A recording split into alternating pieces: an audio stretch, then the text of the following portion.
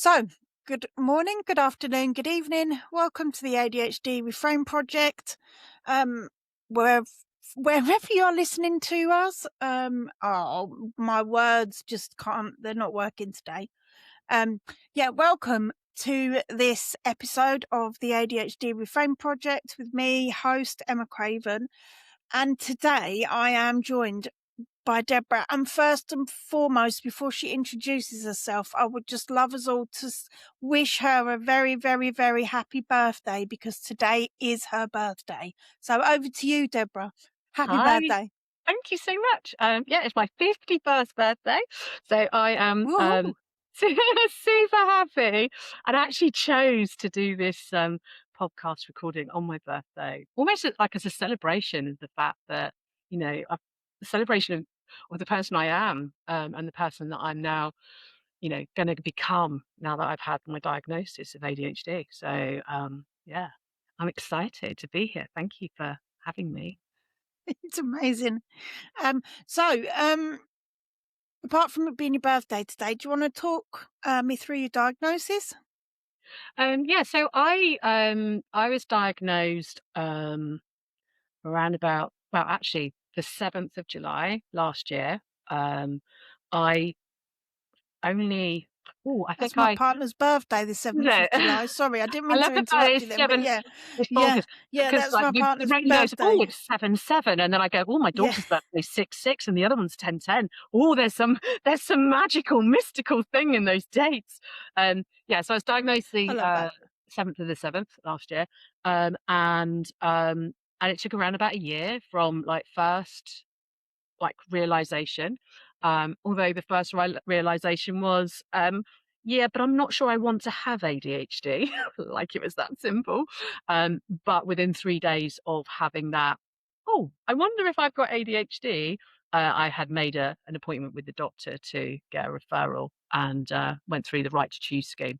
And then, so I was diagnosed in July last year, but I think it took me a good couple of months to actually kind of believe it, like accept it as part of my identity. But also to trust the diagnosis. I remember going back after I had a follow-up appointment to talk about medication, see if I wanted to do that. And I was like, yeah, I can't talk about medication first until I've tested your credentials and just asked you whether or not you give these diagnoses out like sweets or something. So apparently she doesn't just give it to everybody. I did actually Yeah. earn a diagnosis. I am actually 99% hyperactive. I think I needed to quantify that before I could Yeah. even think about what my next steps were. And then I thought, and I was actually terrified of going on to medication.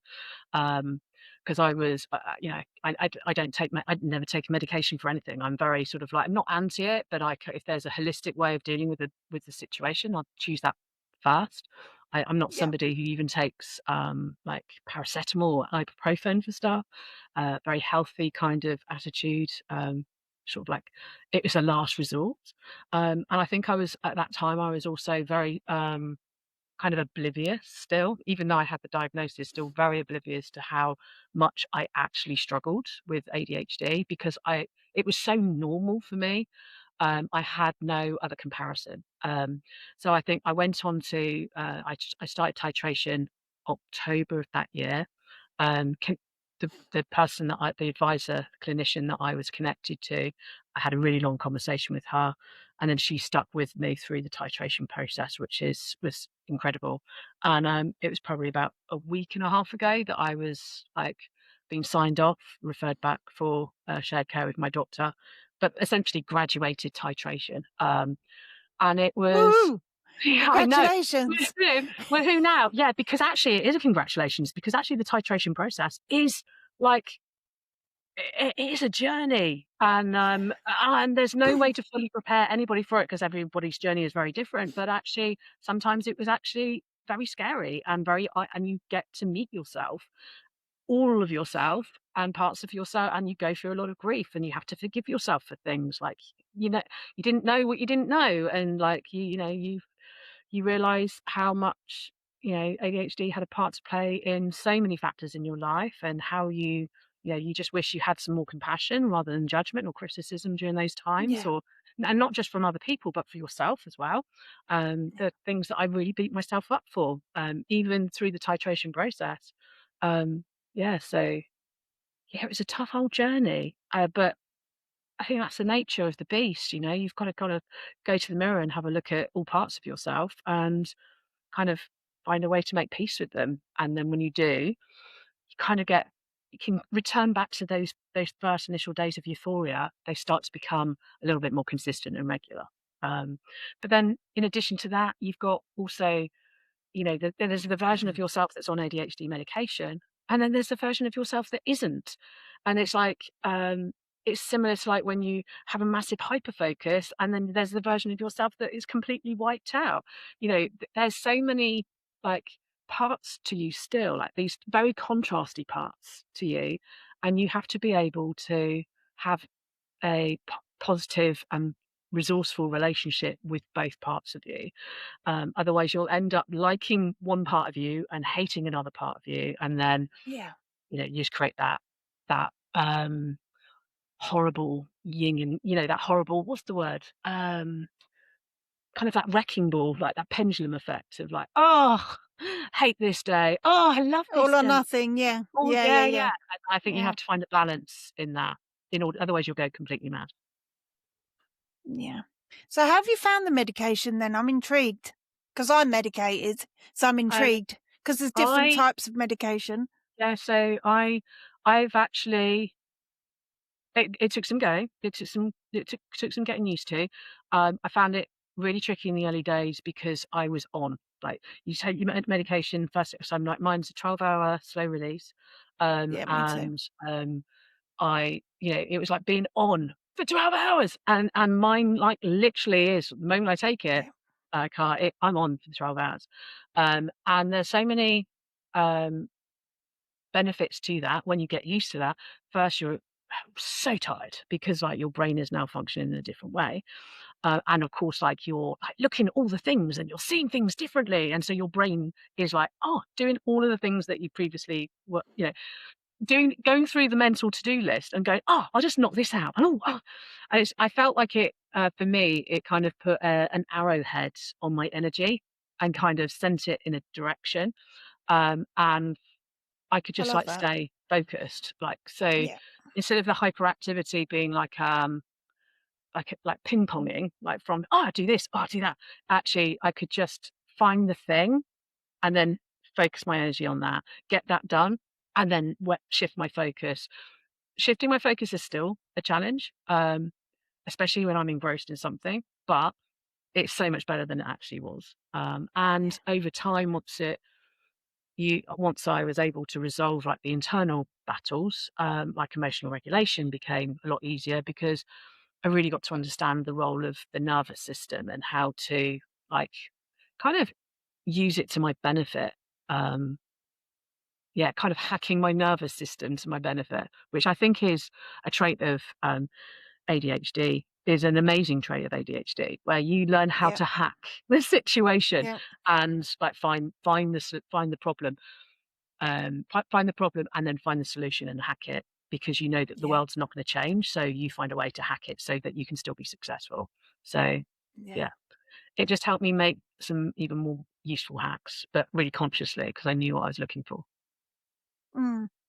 And I mean, I would, for me personally, I say I harness the ADHD as a super skill rather than, I do think that there's lots of people in the world that have issues around the superpowers word, or, saying that someone with ADHD is gifted or they've got superpowers. Well, I don't I'm not really that interested in focusing on specific words. So what I normally say is, but people with ADHD can do things that people that don't have ADHD can't. So we are a little bit of an elite club of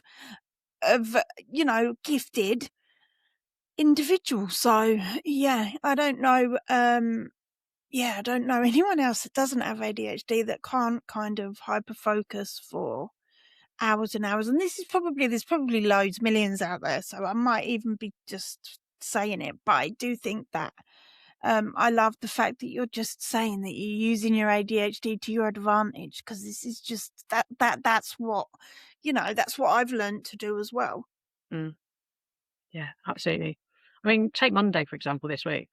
Um, It was only when I got to about 8:30 in the evening when my daughter turned around to me and said, "You just asked me if I needed anything, and now you're not actually interested in hearing it." I went, "No, no, I'm really interested in hearing it, but I've just realized I got up at 5:30 this morning. I went and did circuits, then I stood up from 9 o'clock until 5 o'clock. Then I went running for an hour, and then I did some work. Then you came home and I've been listening to you.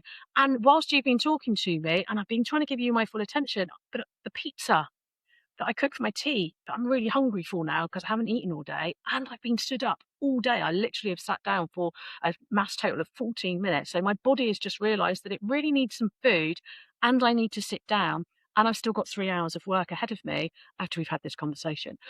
So it's not actually about you. I really wanted to be in this conversation, but also I'm having difficulty standing up right now because I have literally been stood up since 5:30, and I'm only just recognizing now that I might be a bit tired. Yeah, And then at 12:30 I went to bed, and then the next day, like, okay, right, brain's a bit tired from yesterday. yesterday. So, Yeah. but sometimes you don't realize, you don't get like the body's signals because you are so in the space. And that's great, and you're loving it, and you're like flowing, and everything is wonderful. And then suddenly your body turns around and goes, "Mommy, feed me." And you go, "Oh yeah, okay." Oh, I need the toilet. You haven't Yeah, been to the toilet for the last 4 hours because you've just been fully focused on what you're doing. And, yeah. it's like the self-care part of us goes out of the window when we get hyper Yeah, focused. I'm pretty good at the self-care part of it now. It definitely wasn't something high on my priority list, but I think that it's very difficult when you're in something that you are literally absorbed in and focused on. It is tricky to shift your focus out of that. But yeah, no, my inner child that talks about going to the toilet is she does. I don't get off the hook with that. I get to the toilet.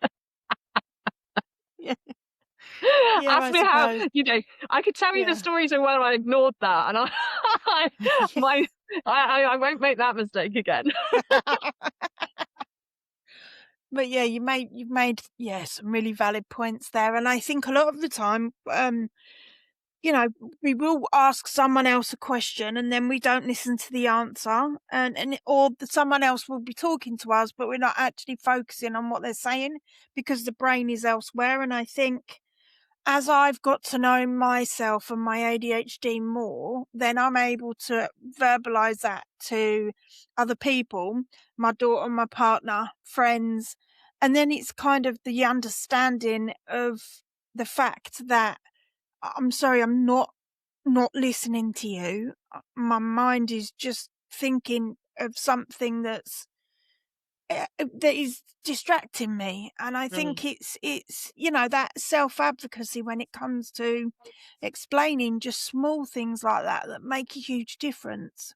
See, I'm very different in that I've hacked my way into being able to listen, and it's so my brain. I'm not even sure that I'm not autistic. There's another battle that goes on for me in the fact that, and I'm not going to go for an autism diagnosis, but like I've read the autism traits and go, oh, okay, well, and then you've got the ADHD that loves the spontaneity and there's all the energy, and then you've got the autism that needs fixed rules. So I kind of again have to hack that as well because otherwise, so there's things that that I do that really help me give myself a set of rules. So like, I will prepave conversations, for example, where what the rules are for this conversation are this. So I tell my brain what the rules are, and that's what I then utilize in order to stay on track. So I can deeply listen to somebody, I can not interrupt them, but I have to give my brain like it's not even a set of well, it's kind of a set of rules, but it's almost like a system thing. It's like, okay, when we're in this situation, like the rules for you are this, and this is how you interact with people. And and then I find out what are the behaviors that I need to do within that that help me to achieve that. And And that allows me to be a coach. That allows me to shut up and not offer advise or challenge somebody, not challenge, but not advise or, or get distracted by or what they say. So if they say something that's activated something in my own brain for myself, I just write it down. For me later, I can return back to it. And that will be my prompt to kind of explore it later on, but not now. So I'll give myself like a set of instructions for various different dynamics. And generally in like systems like coaching, so if I'm coach, I know what the rules are. So therefore I have a reasonable idea of how people are going to respond, because I train coaching as well as coaching people. Whereas like in friendships where there are no rules, there's no rules in friendship. Oh my God. The one side of my brain goes, what? I have no clue what's going on. And that can be the very overwhelming place. Or like when I'm no longer working, I'm now mum, versus like when I am working, the rules have changed. So I have to, I can collapse like that. The frame can collapse. So I actually have to replace it with another like dynamic and say, right, for this dynamic, these are the rules. And as long as I do that, I tend to stay on track. Yeah, that actually makes sense. Yeah, it does make sense. I kind of try and do that. So I'm a bit of there's a pile of something sitting there, and I see it every day, and I know I need to deal with it, or I need to get a bit more organized, or just things like that. And then I read something that a lady put on LinkedIn, and she said like the 5-minute rule, is it going to take 5 minutes or less? If it is, then just get it done. Now, this is not a foolproof plan, I'd like to just say, because there are piles of things in the house that need organising. But I am trying to kind of be more productive when it comes to not leaving things for 6 months. Oh, okay. So this will be one of my rules, right? But I think you have to also adapt the rules. So what I noticed was one of my rules for my brain was, and it was one of my hacks, if you see it, do it. Simple, right? Simple rule. Yep. If you see it, do it. Do it now. Later never comes. Do it now. So I would just say, so if it's my birthday, so that go, well, if you see it, do it if you want to, because it's your birthday, but only if it makes your birthday happy, right? But any other day, I'd be like, I wouldn't let myself off the hook, see it, do it. But then I noticed that I was then taking responsibility for other people's stuff. So like I live with a teenager. There's currently dishes on the side. And I have asked her to wash those dishes because it's my birthday, right? I'm allowed to have somebody else do something for me. Yeah. I wash her dishes quite a lot of the time because I just see them and then do them, because I prefer to have a clean, empty sink and all my dishes clean. And I don't have a dishwasher. I just do everything by hand. But we don't either. I don't. So don't worry. I like this sensory thing of washing the warm water and that little pause. And I get loads of my best ideas, like when I've got my hands in warm water, if I'm having a shower. So actually, it's a hack. It works for me. But I had to adapt it to like, if I see it, do it, unless it's somebody else's responsibility. So that I would, instead of just doing everything for everybody, it'd be like, I only do the things that I'm responsible for. And if it's somebody else's responsibility and it's not being done, I now have to now go to them and say, this still hasn't been done. Come and do it now, and insist that it gets done now, because later never comes. So yeah, I don't fall for that anymore. When it's, I'll do it in 5 minutes. No, you won't. Get it done now. Yeah, teenagers are a little unto themselves. Also me, right? Also me, because like, unless I do it now, I ain't doing it. If I don't reply to that message that somebody sent me, I ain't freaking replying to the message, because it's gone out of my mind. People think I'm really responsive, which is lovely. But it's only because if the message comes in, if I don't do it within a certain time frame, I ain't got a freaking chance of returning to it, because something else would have taken my fancy. Or I reply in my head, and then 2 weeks go by, and I'm like, oh, I didn't respond. And then I'm like, and oh even God, as we're saying this, I just remembered a message that I haven't responded to that was that. And it was a really nice thing that person, and I have not gone back to them. I'm like, oh, now. So I have to go, right, okay, forgive myself. Yeah. I've seen this person twice as well since that message. I'm like, okay, they don't think I'm awful or terrible. It's fine. I'll just explain. I completely forgot. And you can't even Yeah. turn around to people that are like neurotypical and say, um, it's ADHD, like because they they don't know what ADHD really is, because even like the diagnosis doesn't really, those 4 words are like 4 words of nonsense that don't help anybody understand it at all. So like you can't even turn around and go ADHD and like guarantee they even know why, so it just sounds like an excuse. So I tend not to Yeah. try and, oh, I've got ADHD, so therefore I don't use ADHD as an excuse, because then you have to try and explain what ADHD. And I just believe that if people care about somebody who's got ADHD, they'll do their own research. It shouldn't be down to me to educate them. Oh, I educate. Well, I educate, but I also talk about it all the time. they have to So self. yeah. I think they have to take responsibility for self-educating if they want to support somebody that's got a diagnosis. Yeah. It shouldn't just be on. I mean, there's loads of information out there, you know, for Yeah. every type of brain. So if you're Yeah. interested in helping somebody or supporting somebody with ADHD, all you have to do is get on the internet, you know. But Yeah. interestingly enough, I don't think I've ever Googled how to support somebody with a neurotypical brain. I just look after the human, right? So I think if everybody followed the same rules of like how we look after the human first, then and worried less about the behaviours, or criticizing or like judging the behaviours, then actually the world would be a nicer place anyway. Yeah. And we do have our place. It's just finding the place or the mold that fits best for us. And yeah, personally for me, I've struggled for many years to find where I belong, but I think that um like understanding the ADHD symptoms in me and then putting coping strategies in place so then I can manage my daily life, which is not a foolproof plan either, because anything can derail the plan at any point. But I think the self-acceptance, the self-worth, the self-confidence, the self-esteem, just kind of understanding how my symptoms present day to day, hour by hour, minute by minute, I think was the first step. And then for the people that I spend a lot of time with, particularly my partner, he doesn't have ADHD. He's definitely got autism, but he's not diagnosed. Um, and it's been like a journey of me explaining and him trying to, well, not trying to understand, but understanding in his way. And I don't think I've got it. I have got a few neurotypical friends, but most of my friends are late diagnosed women, even the ones I've known since school.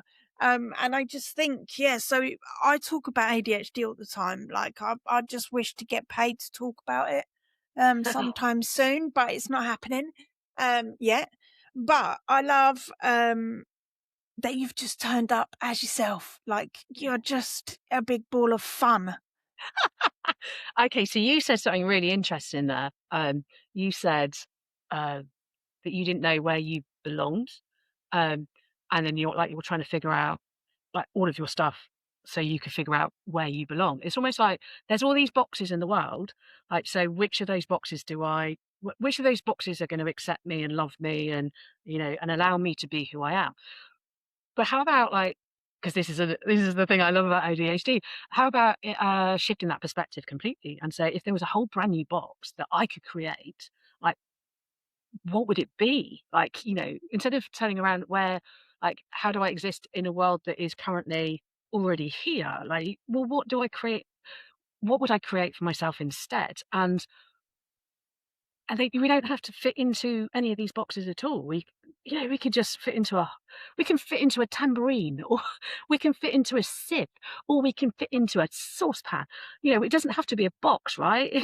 We could fit into a masterpiece frame that's hanging in a gallery. We get to choose because, like, we've been blessed with this incredible visual imagination that Yeah. we can harness at will. So, like, let's not try and fit ourselves in to what already exists. Let's just create what we want. And then we don't have to like analyze ourselves and figure everything out. We can just create a world where we don't have to be exhausted about doing that. We're just accepted for who we are. And everybody who comes into the space, neurotypical, neurodiverse, it doesn't matter because they're going to love us for who we are as well. Just Yeah. create that world. Yeah. Oh, yeah. Wow. Yeah, that's just amazing. Yeah. And I suppose I'm doing that with this podcast because I love talking. I like talking to people. I like learning about other people, and I like talking about ADHD. So, alas, here we are. I'm building my own little mold here. Amazing. But With this. what is it? Is it a jelly mold? Is it a cake dish? Oh, What is it for you? Like, if we're going to put anything in containers are good, right? Because if you put something in a container, it's got a home. So if what is the container? It doesn't have to be a box. So what could it be instead?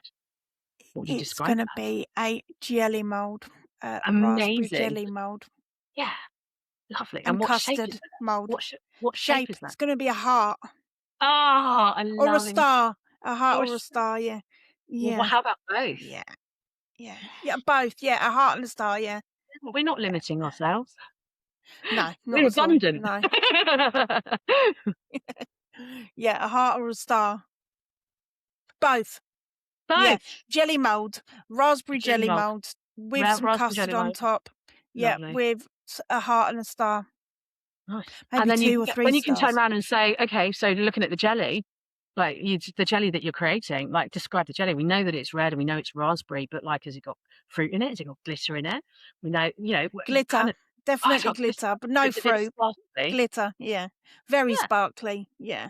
lovely. Very There you go. Bringing funny that as well. positivity and yeah, something a Yeah. little bit different, a little bit, but delicious, right? A bit fun, playful, Yeah. all of those Yeah. things. So that's the world. It's when you can think in those abstract terms, like those creative terms, then you can then apply logic to what it is that you're saying. And you go, okay, well, I'm creating a space where it can be fun, it can be playful, it can be flexible. Like the jelly's flexible, right? So what are the other qualities we see in jelly? Yeah. It's fun, it's playful, it's quirky, it's imaginative. It creates space for positivity. So that's essentially the space that you want to create. And there's love in it, Yeah. and there's the star. So what does the star represent for you? Ooh.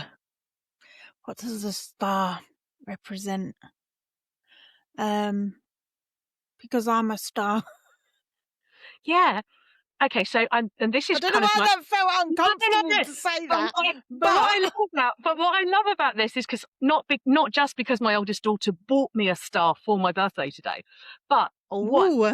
I know, right? So I've had a star named after me. Um, but for me, what stars like we're talking about constellations, right? Like in the sky, that Yeah. stars aren't alone. There's a whole galaxy. So there's a whole idea of like connection and community, you know, just right above our heads that we can look at. Even in the darkest times, the stars are shining above our heads because they're reflecting the sun. And oh my God, isn't that beautiful to know that when we're lying on our backs, looking up to the sky, that even if it's dark, there is some light sparkling down Yeah. to inspire you. So there's inspiration in there. There's community. There's connection. There's this zooming out and understanding there's something bigger than just four little letters attached to your identity. Yeah. There's so much more about you than just that. Yeah, and Yep. we're not reduced to those four little letters. They actually can just enhance our identity. Yeah.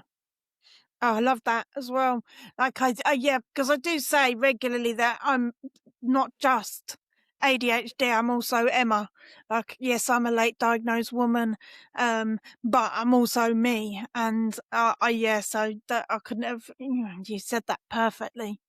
But But yeah, remember, you're just always you first before any other label, before any other role. exactly, You're always you exactly. first. And if you remember that the you, the human, is likable, lovable, and deserves to be to give and receive trust, respect, has values, by focusing on the human first, beyond the behaviors, and that's, I think, is the thing that people really struggle with, is because if they don't like the behavior, they scowl at it.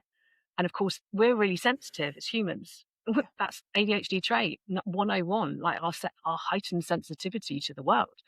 Good thing, bad thing, who knows? I think my heightened sensitivity now is an uh, incredible thing. It's a yeah, huge gift. yeah, Um, but if people looked at the behaviors that are exhibited as a result of heightened sensitivity when my nervous system is activated, and then they scowl at the behavior, all they do is make me feel even more unsafe. Whereas actually, if yeah, they could see past the behavior and just smile at me with warmth, then my nervous system would know that it was safe to be me. But so many people judge or criticize the behaviors without yeah, ever and forget that behind the behavior is actually the person. So there's an outer circle and there's an inner circle. If people could just see past the outer circle and see through it, through all the behaviors to this inner ring of human being, and this applies to everybody, not just to yeah, neurodiverse, but everybody. Everyone's got behaviors that people don't like. But if we focus on one behavior, then that person becomes all of that behavior. Whereas if we can focus on, like, if we can zoom out and go, actually, that's just one of their behaviors out of all of these other ones, and get it in perspective, then they get to see that actually we're pretty multi-talented and multifaceted, just like any neurotypical person is. Because there's so many behaviors in neurotypicals that I go that I'm baffled by, frankly. yeah, But then I'm sure yeah. they're baffled by my behaviors too sometimes. And mine as well, yeah. Probably get a lot of eye Let them be rolls. baffled. I get a lot of eye rolls, as I'd say. Oh God, here she See, goes now again. that would It's honestly, that an eye roll on the wrong day would send yeah, my yeah, sensitivity into yeah, ultra drive, and I would be. Can I swear? Am I allowed to swear on this podcast? yeah. You're I'd allowed be to swear. You can do whatever you want. nice. I'd be absolutely fucked for at least a whole hour, and if I allowed Yeah, that to get out of control, for 700 years. So yeah, yeah, like an eye roll. Oh no, please don't do that. yeah, Please don't do that. yeah. Yeah, please don't. And I think because we are also extremely intuitive to energy, body language, even just tiny little changes, because we are so intuitive, we know when there's a little bit of disapproval, which can then send us into a spiral of shame and RSD and that emotional dysregulation and stuff. So I think I think it's really important for non-ADHD people to understand that, like, just, oh, if you're interested or intrigued by anything to do with ADHD, why don't you just sit and ask us questions, like have a conversation, like Yeah. talk to us, ask us questions, because then that's the best way that you're ever going to learn about what ADHD actually is and how it presents in each individual person. So I bought a pen today as part of my on my you I can by the end of this conversation, you're gonna get a good idea of all the things I bought for myself today for my birthday. But I bought this little pen, because it's erasable. So you can write, and then it's got a Ooh, little eraser on the end of it, because, like, one of the things I'm like, I've just written something down. It's damn near perfect, except for that one thing that I had to cross out. Now I can erase it and make it great again. But what I really love is the one that I chose, because it's a little cat, little black cat, and it actually says, "Be curious." And I think that would be my ooh, top tip for anybody. Is just like, but for everybody, not just like one brain or another. Just be curious. Like, oh, that happened. And actually, I think that's a really good hack for neuro diverse folk. And it's certainly, we struggle to adapt to like changing circumstances because we're so good at like understanding nuance and changes to people's body language. But we do tend to personalize it and go, it's all about me. And actually, no, it's not all about you. It's because of the fact that this has happened in their life, and actually their capacity is reduced, or they don't have they're super busy, and that they've made a quick snap decision everyone is, but they're just mirroring what you're doing too. Like if you're making a snap decision saying, "Oh, they hate me," well, actually, be curious. Is that true? Like, why do you think that? And then go like, and how do I like, improve that relationship dynamic with somebody giving you the stink eye? I mean, for me, my thing at the moment, my massive hyper focus, it has been probably since by getting the diagnosis, but it's relationship dynamics. And like anything that kind of, it was interesting. I was having a conversation with my daughter last night, and she was saying that she hated silence. Like when somebody, she's undiagnosed, but definitely My daughter has is as tics. well, yeah. And my oldest daughter too is, they're both on the list to be diagnosed. But she was saying, I hate silence because silence means X, Y, and Z.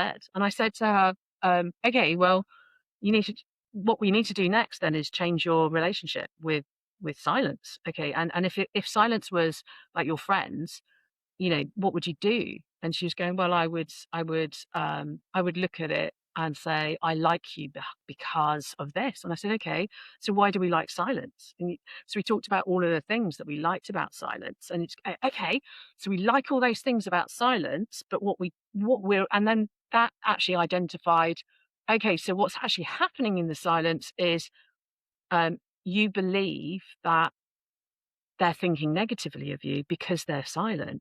Well, what if actually you change that dynamic to they're thinking really great things about you, in that silence, that they're, and silence is this wonderful benefactor of your life, not something that's really negative.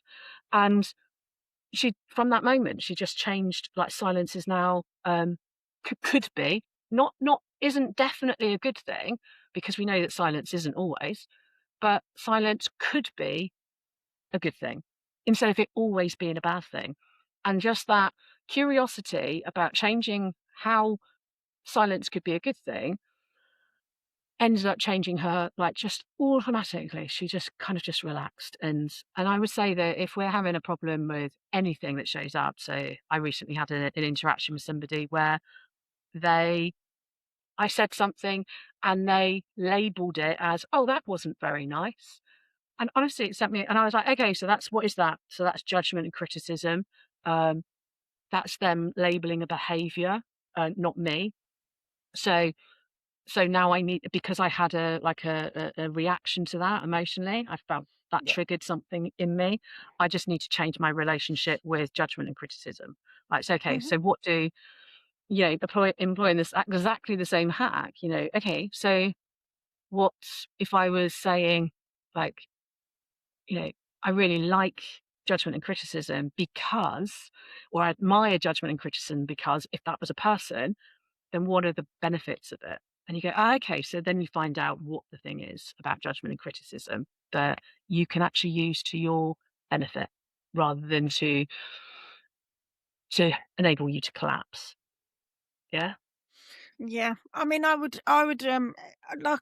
there are times when I am triggered and I've learnt to take a step back and try and process what's going on for me in the moment, but also I think a lot of the time it is a experience that I had as a child or as a teenager or in the past where, you know, I've been triggered by something or someone, or and then sometimes I just need to step away from everything and everyone and just sit quietly and or just sit and watch the telly maybe for 5 or 10 minutes and just try and think about what's going on for me in the moment, because then it stops me from being reactive because I can be quite reactive sometimes, Mm. particularly with the menopause and perimenopause. That's a whole new level of emotional dysregulation in itself. But yeah, and then sometimes I'll need to talk things through. But then a lot of the time, or sometimes my partner and I maybe will have a conversation about something, and I won't, he knows now that I won't be able, sometimes I can't respond in the moment. I need to go away and process what's been said and then go back to him. And I think, you know, just by making little changes, and acknowledging things like that make a huge difference, like in my relationships, with my partner and my daughter. and my friends. It's just I call it self-advocacy. I'm just advocating for myself, so then we have like a mutual understanding. Mm. I love that self-advocacy. Yeah, because I think we do, and I think there comes a point where you realise that you're the adult, right? That you're not a child, and unless we actually speak up for ourselves, nobody else is going to speak. We have to speak up for ourselves so people know what's going on inside our world. Yeah. But that's probably one of the most challenging things that, like, I have faced.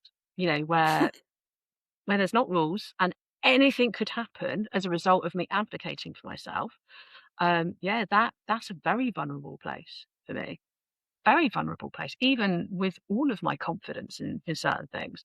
But that's the next phase of working on that, you know, especially certain types of people I've noticed. But instead of shying away from it or avoiding like being in spaces where I get to practice that, I actually want to spend more time with people like that so that I can actually and then deal with the emotional reaction afterwards. I had a meeting recently where, you know, somebody was behaving in a way that and it was a big group of us, and he spoke in a way to me that I was not willing to tolerate. I mean, it just wasn't. And in front of the whole group, I just said, I self-advocated, but also Good for you. made this person aware that, "No, that's not how you're speaking to me." Um, and that was great. I felt wonderful for us. "Oh, amazing. Look at you, Debbie, making all of these strides. Look at you, empowered woman." And I was like I was so proud of myself. The next day though, holy shit, did I have an emotional reaction to it because I'd done this thing. And it was just like, you feel it. I don't even think it's like you're scared of the consequences of that. It's the fact that you're now remembering all the times when you didn't do that. Yeah. And you would have really benefited from doing that in the moment. And like you could do it in this space, but why the hell? And so you feel all of the times, all at once, and all the times that you didn't do it. And you anger and like, ah, you know, so we talk about an ADHD tax. For me, my ADHD tax is 49 years of my life of just not knowing I had ADHD. Because Yeah. instead of trying to make hacks in order to be a neurotypical person and figure out stuff like that, I would have made hacks for being an ADHD person in like I was hacking the wrong for the wrong like identity. Yeah. And there's a kind of like it's not about I don't think it's about forgiving yourself even. It's just like letting yourself off the hook. Just like, okay, Yeah. you've got to let yourself off the hook. You didn't know what you didn't know. Now you know, now you're on the hook for like knowing this and doing something about it. But like when you didn't know and nobody else did, like let yourself and them off the hook, you know, completely. And then whenever there's a situation where like something didn't go to plan, because you're still practicing, you're still learning every single day, right? I spent half of my life not knowing that I had ADHD, but also not knowing that I was struggling, not knowing that actually I was supposed to ask for help. So I'd never practiced asking for help or advocating for myself. I just got on and done it. And then now I'm going, oh, okay, actually, I've been living with this hidden disability. It has been freaking hard. Now I'm on medication in order to make my life easier. And even then, it still doesn't always touch like the support that I actually need. I still don't know how to ask for help. I still don't know how to advocate for myself, but I can practice it.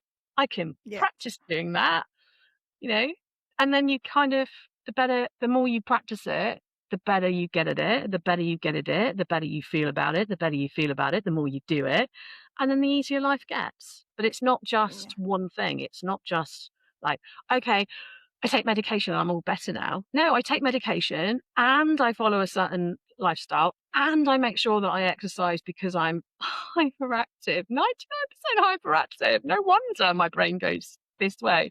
And I make sure that my house is how it needs to be in order to function correctly. And Yeah. I have certain friends around me that I can lean in for support that love me and accept me for who I am. And it's not one thing, it's a whole raft of things that you surround yourself with, but you're in the middle and you make sure Yeah. you've got access to all of these things that make you like your life easier and strengthen like who you are so that you don't collapse that you know whilst you're practicing. Yeah. I love that. I don't know why my camera's just switched off. Sorry, I'm completely distracted by that now. You're saying about exercise. You can't Yes, get in. sorry. Yeah, exercise. I wish I could. I need an exercise body doubler, I think, because exercise is just not, it's not, yeah, it's not. I don't really enjoy it. I don't like it. I've got fibro as well. So I live with chronic pain and chronic fatigue. So I think personally, when it comes to exercise, because when I do exercise, it hurts more Uh, because of the fibromyalgia pain, and then causes like a mental barrier in yeah. me actually being able to continue to do that, knowing that it's going to hurt. If that does that make sense? Oh, completely. And you know, similar experiences, but you know, it's changing the relationship with hurt that actually is that now needs to be the focus, because the Yeah, in actual fact the exercise will help support the conditions that without it will become acute. yeah, And so like you go, okay, I'm going to hack the relationship with hurt, and I'm going to find ways to like do it anyway. Um, yeah, but also like not have stringent rules around it, you know, doing it when it feels good to, but doing something. Um, yeah, you know, if you want to exercise, you will find a way. However, I do think that with ADHD, that heightened sensitivity amplifies that feeling of hurt, and it creates fear that it's not going to stop, that it's going to keep on amplifying and get into a place which you don't feel like you could handle it. But yeah, that's just the brain's way of kind of protecting you from pain, because it perceives pain to be like this negative thing. I think one of the best things that somebody told me, because I run and for a long time got into long distance running. So I was running marathons and ultra marathons, quite a few years, not that long ago, but 2018. And one of the people that I was training with turned around to me and said, you know, I said to her, I didn't like the feeling of like afterwards of when you stop and your body is flooded with like the pain receptors are like come online and you suddenly realize how far you've gone. And he said, oh, actually, I really like that next day feeling. Like he said, because that's confirmation of the fact that I've done the work, hmm, I've done the exercise, and I am growing and I'm getting stronger as a result of it. And that I invested time in this. It's like for him, the pain and the hurt afterwards was like a positive reinforcement of that he was doing something that he really wanted to do. And yeah, that was just a really useful reframe of how you can change your relationship with hurt and pain so that and I'm not saying you, like, if you've got, you know, conditions, but even 5 minutes, you build up your tolerance over a period of time. Start with a minute, then go to two yeah, minutes, then you know yeah, just keep on building it up. Um, I think we have to retrain our brain because of our nervous system can be quite put the brakes on and go, no, I'm going to protect you. yeah, But it can be a bit of an overprotective parent, which you actually yeah, need to get to stand down and say, no, yeah, you need to stand down. I'm just doing this for 2 minutes. Don't be a wally. We're gonna exercise for 2 minutes, and tomorrow I might do 3 minutes, and you'll deal with that too. And eventually, it starts to understand that um, it's not the end of the world if you hurt yeah, just a little bit. yeah. Um, yeah, and you can cope with it. And I think as well, there is a lot of evidence and there's a lot of information that you can read that, exercising does help people with ADHD, not only to get rid of the excess energy that we have in the hyperactivity, I think, but also it helps with sleep, it helps with just creating a healthier lifestyle as well. Yeah, absolutely. I mean, I I'm worse when I don't do exercise. So I did it in 2020, what are we in, 26, 25, 20, oh God, trying to get me to figure out time. Oh my God. What year was that? I don't know, but 2024, 2024 to 25, I decided I was going to see if I could run every single day of that year because it was a leap year. I remember. So instead of Ah, it being 365 days, it was 366. And I was just, it for me, like my brain does love a little bit of a challenge, but actually it's a really useful hack because like it reduces one decision you're going to make that day. Am I going to run? Am I not going to run? Am I going to have to get my kit ready? Am I not? You wipe out like about 600 decisions just by deciding, making one decision that you're going to run every day. And so every day of between 2024 and 2025, I ran every single day. And I like, it wasn't easy, but I did it and I was really proud of myself. So I thought, you know what, I'm going to keep this rolling on for another year. And I started again 2025, carried it on. December the 12th of 2025, 721 days of running every single day was my last day of running every single day because the next day I got flu. It's not related to running. It was just like I got flu and I don't get ill very often, but I've managed to run through all these other things and, get motivated. But like I had to make the decision to end my streak. And, I did. And everyone go, oh, you must have been gutted. I'm like, no, because it was never like that important. It was like I yeah, just wanted to see if I could do it, and after 721 days, I proved that I could. I think that's a pretty good yeah, running streak. Um, yeah, but I felt really good for it.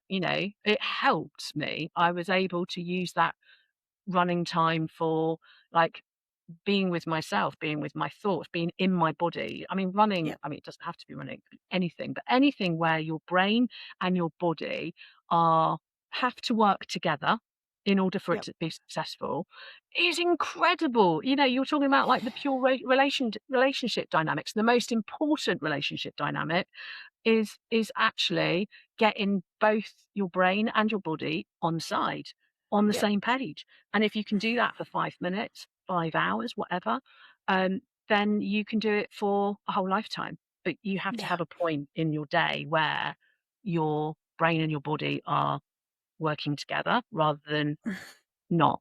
So they have to listen to one another. yeah, Especially with an ADHD brain, you can favor one over the other. But if you favor your body, then you're going to be really in your emotions. And if you favor your brain, you're going to be really in your, like, either in your head and trying to logic your way out of it. So, you've got your intelligence in your head, but you've got your emotions in your body that are also communicating to you. But if they work together, then you have emotional intelligence because yeah, you're able to find the common language between your brain and your body and get them yeah, and to understand how they interact with one another. So yeah, and exercise can be the doorway to achieving that, which is stand you up in how you manage your nervous system and you regulate yourself. Yeah, that's getting those two parts of yourself on the same page and yeah, talking and having a yeah, common language is often yeah, found in exercise. yeah. Yeah, and I see that quite a lot as well. It's just one of them things that I'm grasping myself up for that I can't get into. I'm just like I want to do it, but it just doesn't happen. So, I do. I need to. What's the tiniest, smallest step you could take towards that though? Rather than trying Um, to do the whole thing, what's one tiny weeny thing you can do that your nervous system would go, okay, I and could I do feel some. safe for you to do that. I like squats. I could do Okay. squats every day. You could just do one squat. You could do two squats and just say, okay, nervous system, how many squats can I do right now? And you will feel safe. And just Yeah, allow your body to turn around and give you the number and then just honor it. And then yeah, but it has to be a number greater than 0. You just give it one rule. You say, yeah. okay, you cannot come back with 0. It has to be greater than 0. How many squats would make you feel safe today? And then, and stay safe. And it will turn around and it will give you a number. And then you honor that number. And then you just turn around and go, thanks for telling me. And then you wake up the next day, you ask it again. And then that's how you start. Not with, Yeah, not with I a love whole that. not with a whole workout schedule, but just like, what's the one tiny thing that I can do, nervous system, that will make you feel safe and feel capable? That's the first thing. It will tell you what you can do. So it told you the Yeah. squats. Okay, well, a number greater than 1, how many can I do today that will also still make you feel safe? And it'll give you the number. Your body will tell you if you ask it. Yeah. Yeah. It's coming back to that be curious. I'm going to do that every day now. Then I'm going to start tomorrow morning. Let me know how So you yeah. go on. Yeah, and but I didn't want to interrupt you because you're in your flow, and it doesn't matter if we can only see you towards the end of this. It's fine, but yeah, just wanted to explain if the listeners or followers are watching, and then I suddenly disappear, then it's not because I'm gone. It's because all of a sudden my web.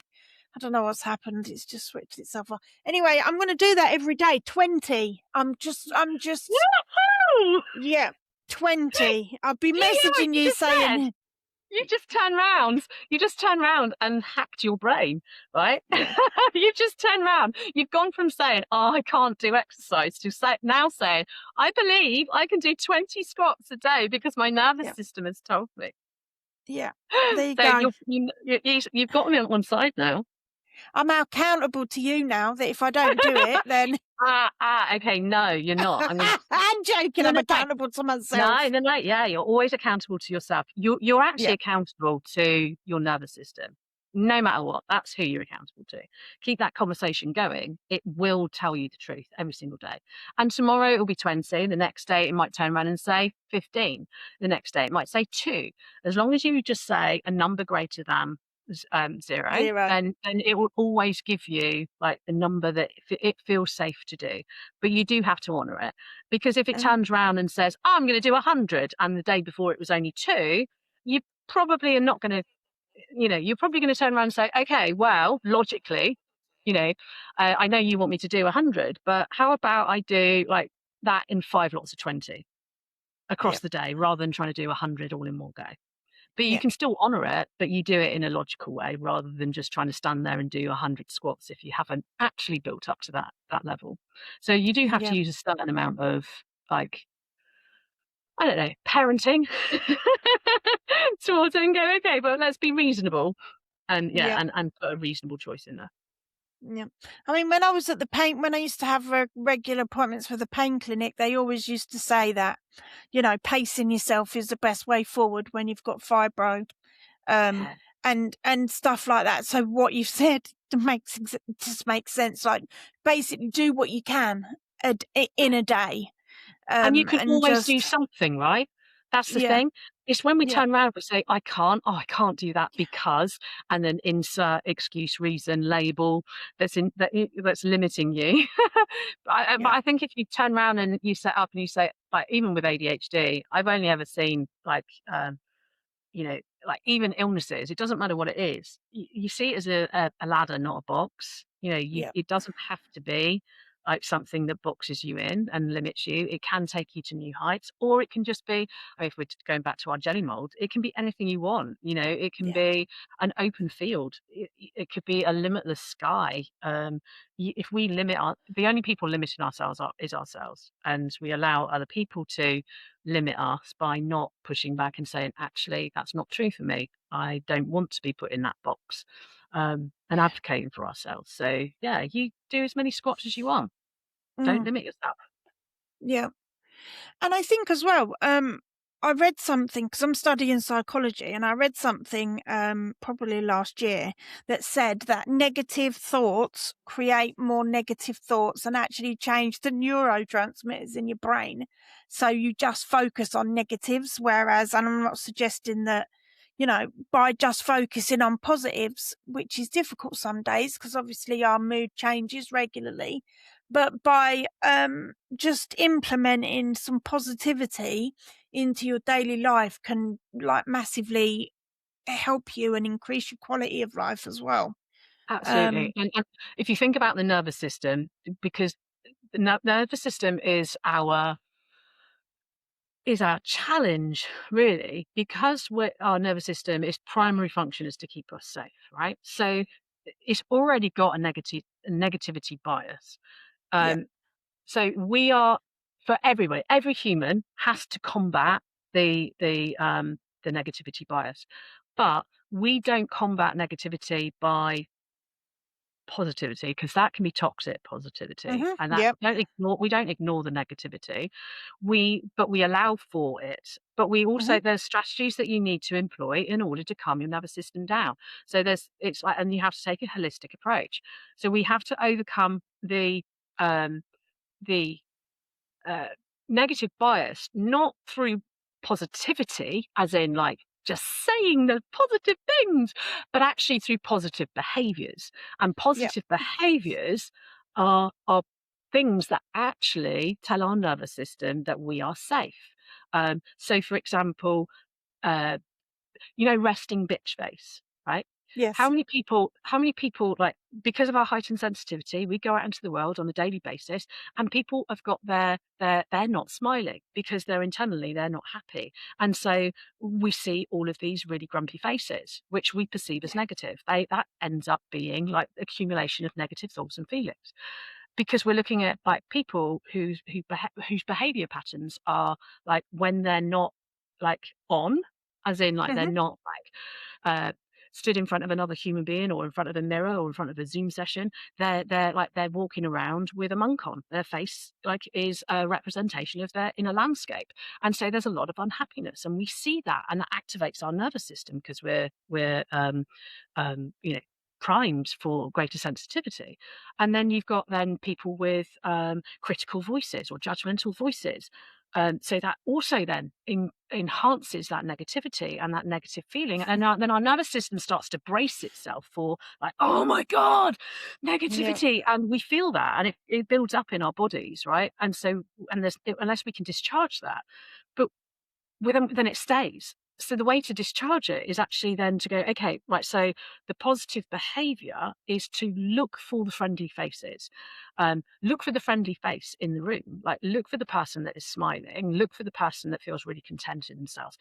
Listen for the warm voices. If we can't see one in our initial space, then put the radio on. Find a podcast of somebody whose voice feels really warm and lovely to you, because we're all born with parents that when we were babies, we are primed for looking for faces that smile at us and Yeah. voices that are warm towards us. That helps us to feel safe. So Yeah. even if you cannot like see it in your immediate environment, you can be it. You can go to the mirror and you can smile at yourself. If you're on a Zoom session and you're around a bunch of people and everyone's got their resting bitch face on, you can be the one that's smiling and open Smiling. and Yeah. positive. You can take a Yep. selfie of yourself first thing in the morning of you smiling, and that can be like your avatar of your day, and go, this is how I'm showing up in my world, no matter what's going on around me. Because you can't change the conditions. You can't go up to every human and say, oi, tell your face that you're happy because you're ruining my day. You can't do Yeah. that, but you can be that person for yourself. Yeah. And when you do those things for yourself, not only do you make the world a slightly nicer place around you for other people, you become a smiley person, but actually, from a neurological point of view, it allows your nervous system to stand down Yeah. and say, you are safe. And it's okay to socially engage, that you can make connection, that everything is fine. And that's how you create those positive feelings. And another positive, behavior would be when is the point I was making before, is like you look beyond the behavior and at the human being. And you'd have Yeah. thoughts like, I like you because you're lovable, because I admire this in you, because, and you think about those kind of thoughts about people. So you're building on their strengths, you're identifying their strengths, the things that you admire in Yeah. them. And when you look at people and think those thoughts, then you actually activate them and amplify them in yourself as well, which Yeah. makes you feel like you're valuable, that you're worthwhile, that you're a positive um, contributor to the world that you live in, to the community, to the households, to the people, the groups. And it Yeah. helps you to feel good about yourself, regardless of how anybody else is. So Yeah.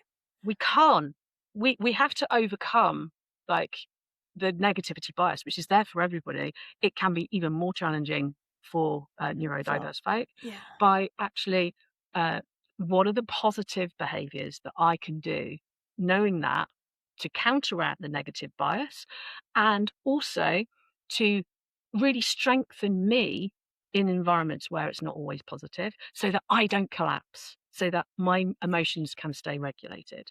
when we start employing those kind of thought tactics, then we can build a better relationship with being outside, being in our environments, being with people that maybe are having a bad day and they've chosen to roll their eyes or judge or criticize something that you've said. You don't take it personally because you also can look beyond the behavior of criticism and judgment to the person who's lovable and valuable and deserves respect, and choose to just think, I like you because, and this isn't easy. Mm-hmm. This is actually something you have to practice, but we Yep. have to stop every so often and choose to do this. Even after the fact, you can do it retrospectively.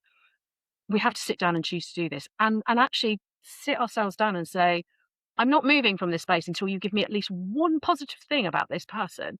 And then you ask your nervous system, tell me something about this person that you can see that I can't see yet that keeps you feeling safe. And your body Yep. will respond. It will give you the answer. And then you can go, right, what else? And the more you start focusing on strengths, then your reticular activating system, which is this lovely pattern recognition consciousness thing in your brain, will start attracting more and more thoughts and making you conscious of this and this and this. And then suddenly, because ADHD then takes over, wow, you've got some huge momentum going on. You suddenly feel really good about them and about you. Yep. Yeah. Honestly. Oh, I'm lost for words.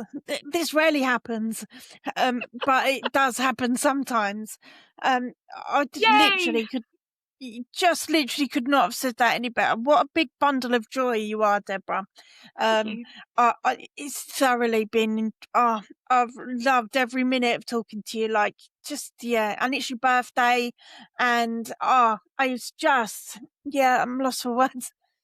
Thank you. That's so kind of you, Which Emma. which barely happens, but yeah, I could probably sit and talk to you for the rest of the day. But it's your birthday, so I'm sure you want to spend a little bit of time with your family. I hope someone's either buying you dinner or taking you out for dinner, and you don't have to cook.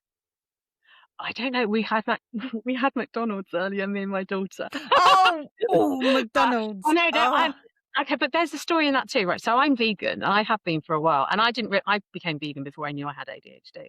Again, that was yeah, an amazing hack because, yeah, I think that one of the challenges that we have for ADHD is making like decisions, right? So it was yes, great for me. Like I've just reduced all of my decision needing to make decision capabilities to like the significant like to very few. Like gave it a set of rules. I'm vegan, and so right now, when I go into the supermarket, I only have two or three aisles that I can buy from. I have one type of food that that has to be plant based, and actually, it makes something that previously felt really overwhelming very manageable because I've got a set of rules which helps the autistic side of my brain, and I can be as spontaneous as I want as long as I am following these rules. And, yep, so I love going to McDonald's. I don't go very often. It's a throwback from my childhood where going to Burger King or McDonald's was a treat. And yes, so, and for the longest time, because I was vegan, but my children weren't, for the longest time, the thing that I missed was us sitting around the table and having a meal together. And actually, uh, McDonald's do a great vegan plant-based burger, which actually tastes pretty tasty. If you don't mind what you're amazing. eating and you're hungry, Yep, which you invariably are with ADHD because you forget to eat, yep, so you're ready to eat it. It goes down well, and you can sit with like somebody who's not who's not vegan and share a similar type of meal, which creates connection and bonding. So I yep. really love that every so often that's what we'll do, and now I have no guilt. I just love it. I love Good. that we can have that moment. So on my birthday, Yeah. that's what we did, and I don't know what will happen next. I think I'm going to allow myself to be spontaneous about what I have this evening. Yeah, you should. Honestly, all right. I'll rephrase what I said, and I'll say I hope someone's bought you a birthday cake. I bought myself birthday cakes. Oh, See now, oh, there's not a huge range of amazing cakes. vegan. Yeah. But Oggs is quite good if you like little tiny cakes, and I snaffled all of them last night. Oh, good for you. No guilt there. Good for you. No guilt, You no deserve a guilt. treat. I run every day or work out every day, so I don't have to worry so much about that. Yeah. I wish I could say that. I look at a cake and I put on two. But anyway, listen. No, you don't. Yeah, of course I don't know, but 20 squats a day or 20 squats tomorrow. You do 20 squats, you're gonna be like, "Yes, cake, I've written baby!" it down. Yeah, I've written. Yeah, no. We don't have it in the house during the week. We don't. I can't have like sweets, cakes, crisps, anything in the house during the week, and then we'll have a few treats over the weekend. But if it's in the house, it's guaranteed that I'm going to eat it. So I So just think about go your on. language. Think about your language there. So this is an invitation to just think about what you said. I can't have. So you've created these rules, which are really good for you, by the way, because they rules are really good for ADHD brains. Um, but and you can still have your spontaneity within it. It stops an awful lot of impulse tendencies. Hmm. So rules are really great. But instead of saying I can't have because you say I I I get to choose not to do this because, and it Yep. changes it from a place of like, like you have no power to Hmm. it's an empowering choice that you're making because when you turn around and say, "Oh, I can't have this because I'm just going to eat them all up," it sounds like you're not an empowered person. Like you've Yep. got no willpower, which is a absurd concept anyway, because you Yep. don't need willpower. You just need to make an empowering statement. You say, "I choose not to have these in the house during the week because." I want to limit my intake of them, and by not having them in the week, I therefore reduce my. I know that I'm impulsive with ADHD. It reduces my ability to be impulsive, but I know that if I want to choose something different, if I've got the energy to get in the car and go head to the supermarket, then I must really need them in order to, give my body what it needs in that moment. So when you're saying it in that way, it's Yeah. so much more empowering. You've made an empowering choice and an empowering decision, but that actually you can be flexible with it, and it's completely Yeah. logical. It makes sense, but it's not labeling you as somebody that is incapable or like a victim to like certain food groups. You're actually making a conscious choice to not do that, and it makes a massive difference to how you see yourself when you change that, way of speaking about yourself. No, I love that as well. Literally. I think I Mm, could probably talk to you for the rest of the week. I know, right? Because I'm When's our next fascinated. Well, by all means. Yeah, of course. Um, happy to have you back again, of course. But yeah, honestly, absolutely fascinated. I like it when I have guests that actually make me go away and think about things because I'm like, yeah, okay, so yeah, you've given me lots to think about and go away and think about. But yeah, Good. honestly, on your birthday, thank you so much for your time today. Thank Um, you. like it's yeah, I've enjoyed every second. Listen, I'm not joking. I could talk to you for the rest of the year. Um, and now I I'm love just my brain. conversation. My It's just been so cool just to be able to, Yeah, like, share and celebrate actually, yeah, because that was the whole point of this for me. It's like, I only found out, like, you know, 3rd of September 2024 was the first whisper about ADHD. It wasn't even in my consciousness that this was part of my identity.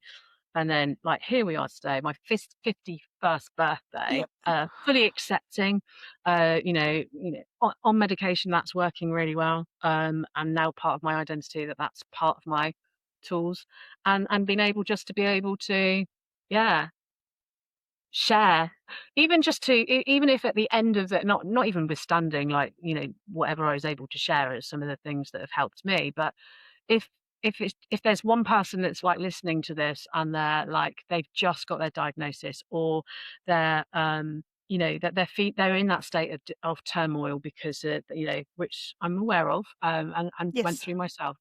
If they're in that state of turmoil, then having, like, somebody who's, like, out the other side, to say, like, "Actually, there is a better environment, there is a better place, there's a better thought system that you get to feel." You don't stay stuck in that space. You still get to transform and change. It's a growing, evolving process. You are evolving. But actually, I'm hoping it will give people a bit of reassurance and comfort, Yeah. because it is very destabilizing, especially late Yeah. diagnosis. And Yeah. I'm out the other side of that. And there will be days where I won't be, and I'll listen to a podcast and I'll be extremely grateful for some wisdom that somebody else has shared that has helped me to reframe like my Yeah. diagnosis. And I think that we can all learn together. And if we all kind of stop gatekeeping our knowledge and experiences and just share, Yeah. in spaces, then everyone gets to hear something that they really needed to hear, or feel something they really needed to feel, in that moment, that's going to help them to transform their perspective and accept themselves and move forward in life with these four little letters attached to their name, but Yeah. actually feeling okay about it. Yeah. And this is the whole purpose of why I wanted to do the podcast. Obviously to reframe ADHD, but just to empower the like as many people as we can together by just talking about our experiences.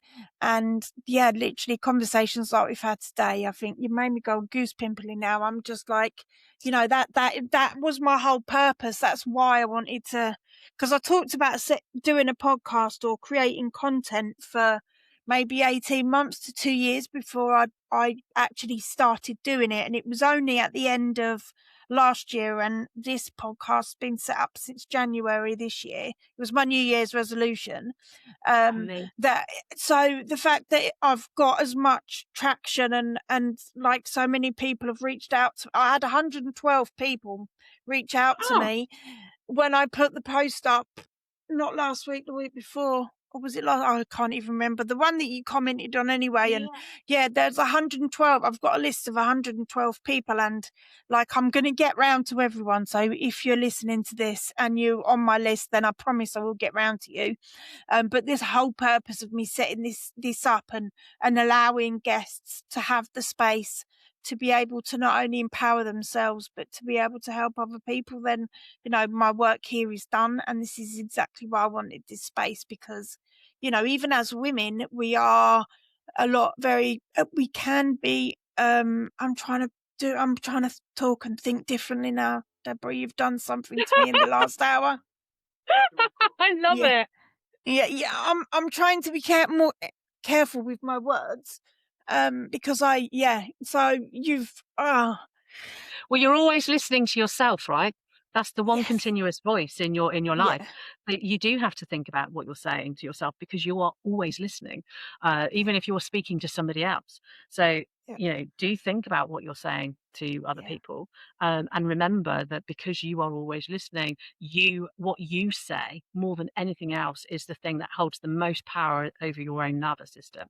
So, yeah, if you're constantly criticizing other people or yourself, or judging yourself or other people, then actually your nervous system is going to be bracing itself constantly for criticism and judgment, yeah, because you have set that up as what you're willing to tolerate in your language.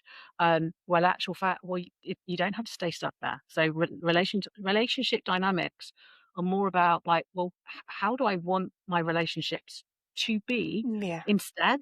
And then what are the positive behaviors that I need to bring to that dynamic to ensure success in that? And one of those is, how do I talk about myself? How do I talk to myself? How do I ask myself questions, or do I give myself statements? You know, do I ever question myself? Do I ever challenge myself? Am I always right, or am I sometimes wrong? Is it okay to be wrong? What are the benefits of being wrong? How do I feel about silence? How do I feel yeah, about like not saying the thing versus saying it in a different way? There's so many questions you can ask yourself in relationship to you, to ADHD, to other people, to the things that currently challenge you. And I think it's amazing.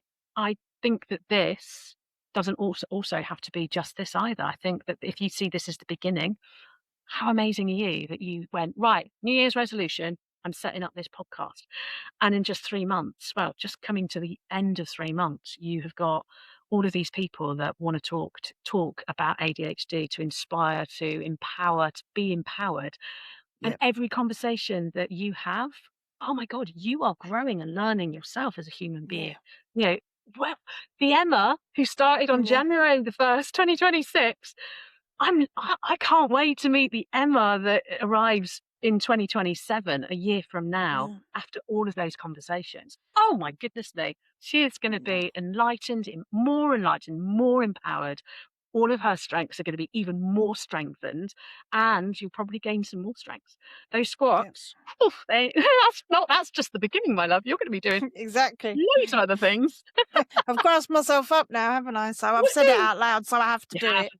You're Yeah. accountable to yourself and Accountable, yeah, everybody to that's myself. listening. Yeah, exactly. And to the listeners. Yeah. Anyway, should we Anyway, wind it up? yeah, sorry, because yeah, we've gone on quite a while, which is fine. But yeah, enjoy the rest of your day, Deborah. Have a Thank you. huge happy birthday. I'm actually quite glad that my webcam turned itself off because it's just been you. So we're celebrating you for the last, I don't know, 20 or I don't even know. But yeah, if the listeners are worried because all of a sudden I disappear, it's because my webcam's turned off and I don't know how to turn it back on again. But enjoy the rest of your day, Deborah. Honestly, it has been an absolute joy. And please come back again because, yeah, I'd love to unpack certain things that you talked about. So, but for today, happy Yes! birthday. Enjoy Yay! the rest of your day. Be amazing. And yeah, just be you. And thank you so much for your time. You're very It's been a welcome. I've pleasure. loved this space. Thank you so much Yeah. for allowing Oh, me to come one day. honestly. Yeah, honestly. Thank you for coming on your birthday.